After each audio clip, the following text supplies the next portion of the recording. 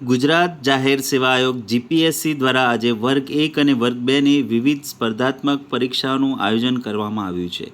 નવસારી જિલ્લામાં કુલ 11 પરીક્ષા કેન્દ્રો પર 2742 પરીક્ષાર્થીઓ પરીક્ષામાં ભાગ લઈ રહ્યા છે.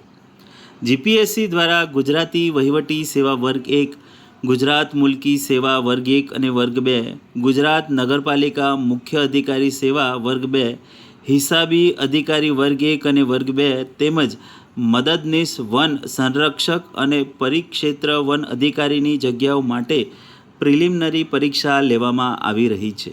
સામાન્ય અભ્યાસ વિષયની પ્રિલિમિનરી પરીક્ષા સવારે 11 વાગ્યાથી બપોરે 2 વાગ્યા સુધી યોજાશે.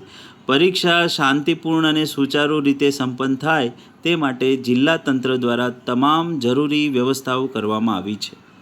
પરીક્ષા કેન્દ્રો પર પૂરતો પોલીસ બંદોબસ્ત ગોઠવવામાં આવ્યો છે, જેથી કોઈ અનિચ્છનીય ઘટના ન બને અને પરીક્ષાનું વાતાવરણ જળવાઈ રહે.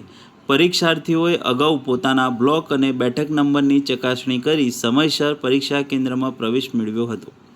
જિલ્લા તંત્રના માર્ગદર્શન હેઠળ નવસારીમાં પરીક્ષા પ્રક્રિયા શાંતિપૂર્ણ માહોલમાં ચાલી રહી છે.